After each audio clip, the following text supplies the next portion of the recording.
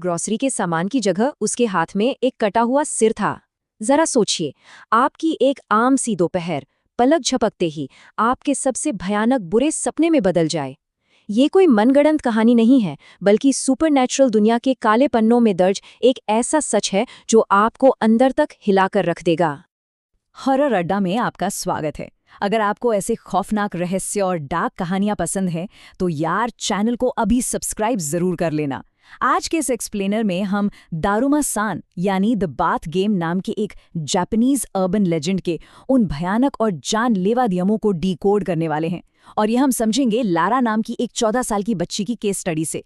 उस उम्र में ना दुनिया और नई चीजों को जानने की बहुत उत्सुकता होती है, पर यही उत्सुकता लारा को एक ऐसे अंधेरे में ले गई जहां से वापसी का कोई रास्ता नहीं था। तो चलिए इस खौफनाक खेल का सच समझते हैं।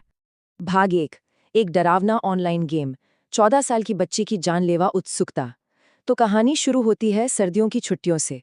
लारा टाइम पास करने के लिए रात रात भर जागती थी और इंटरनेट के उन डार्क कोनों में गेम्स खोजा करती थी जहां नॉर्मली कोई नहीं जाता।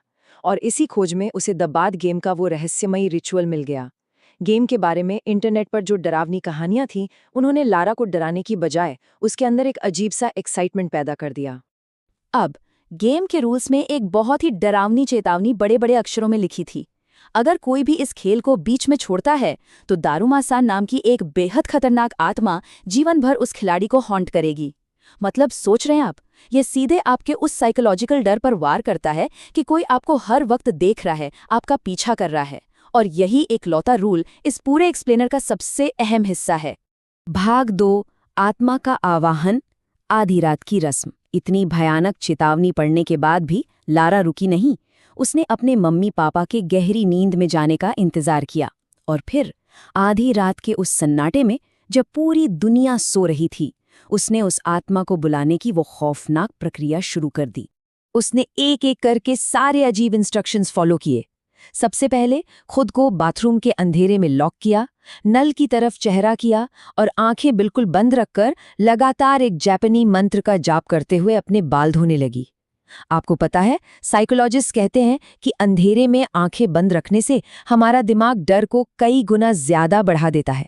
मजे की बात तो यह है कि जापानी कल्चर में दारुमा डॉल को असल में गुड लक माना जाता है, पर इस इंटरनेट लेजेंड ने इसे एक जानलेवा रूप दे दिया था।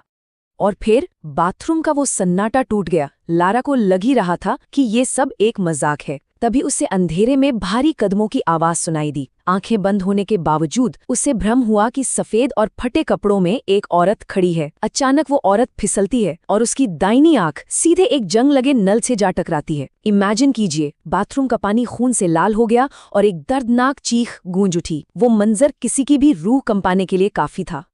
तुम क्यों गिर गई? दहशत में कांपते हुए लारा ने अगले सबसे जरूरी रूल को फॉलो किया और उस आत्मा से यही सवाल पूछा। इसके बाद लारा को बहुत ही संभल कर आंखें बंद रखते हुए बाथटब से बाहर निकलना था और बिना पीछे मुड़े बाथरूम से बाहर जाना था। उसने बिल्कुल वैसा ही किया। उसे लगा कि उसने गेम पार कर लिया है। पर क्या सच में खेल खत्म हो गया था?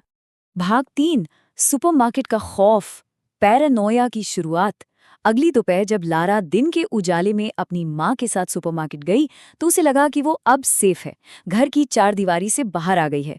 लेकिन असल में ये तो बस उस बुरे सपने की शुरुआत थी। वो पीछा किए जाने का पैरानोया अब उसके दिमाग से निकलकर उसकी असल जिंदगी में आने वाला था। जब लारा सुपरमार्केट की एक आयल में अकेली खड़ी थी तो आंखों के कोने से उसे उसी एक आंख वाली औरत की झलक दिखी। वो औरत उसे घूर रही थी और तभी जो हमने बिल्कुल शुरुआत में सुना था, उसे लगा कि उसके हाथों में ग्रोसरी का सामान नहीं बल्कि दारुमा-सान का खून से लथपथ कटा हुआ सिर है। ये इस बात का पक्का सबूत था कि वो आत्मा अब सिर्फ कोई इल्यूजन नहीं थी। तुम्हारे लारा की तो जैसे सांसें ही अटक गई। जब वो आत्मा बिलिंग काउंटर के पास फिर से दिखी तो लारा ने बचाव के लिए गेम का एक और रूल यूज किया, तुम्हारे। इसका जापानी में मतलब है रुको। लारा पूरी ताकत से चिल्लाई।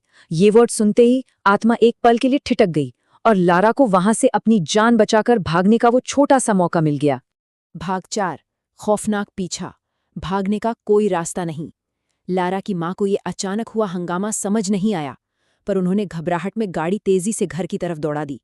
लेकिन जो खौफ उनके पीछे पड़ा था ना, उसे कार की स्पीड से हराना नामुमकिन था।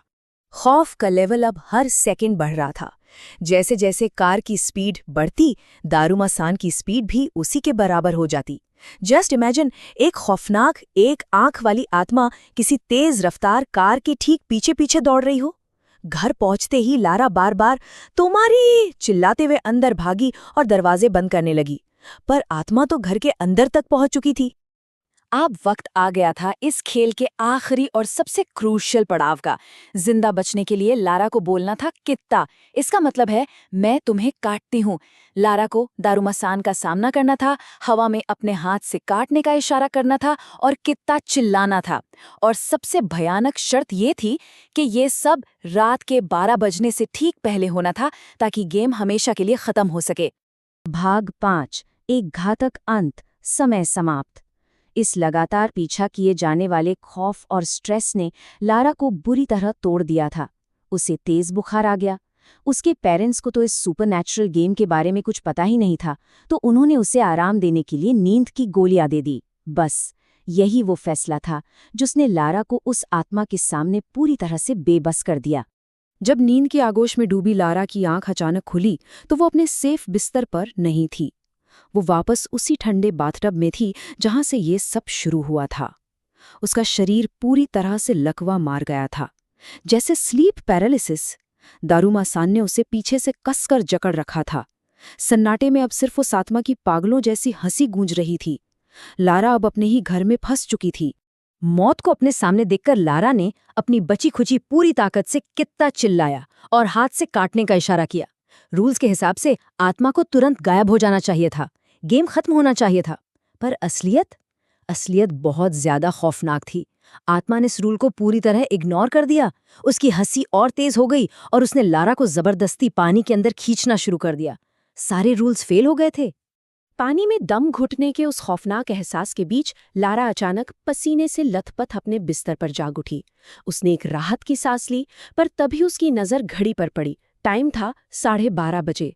आधी रात बीत चुकी थी। अगला दिन शुरू हो गया था। वो टाइम लिमिट मिस कर चुकी थी और ये एहसास उस डूबने वाले सपने से भी ज्यादा भयानक था।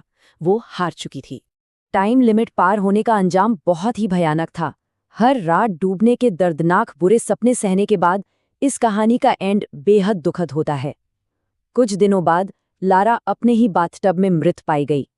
आज ये पूरी खौफनाक कहानी हमारे सामने सिर्फ इसलिए है क्योंकि लारा ने अपनी डायरी में उन सारे जानलेवा नियमों को लिखा था जिन्हें वो हरा नहीं पाई। वो डायरी ही उसकी खौफनाक दास्तान का इकलौता सबूत बन गई। ये हमें इस खौफनाक एक्सप्लेनर के अंत तक ले आता है। एक सवाल जो दिमाग में आता है, जब हारने का अंजाम इतना दर्दनाक हो सकता है, तो क्या कोई भी सिर्फ रोमांच के लिए सुपरनैचुरल दुनिया की सीमाओं को लांघने की हिम्मत करेगा?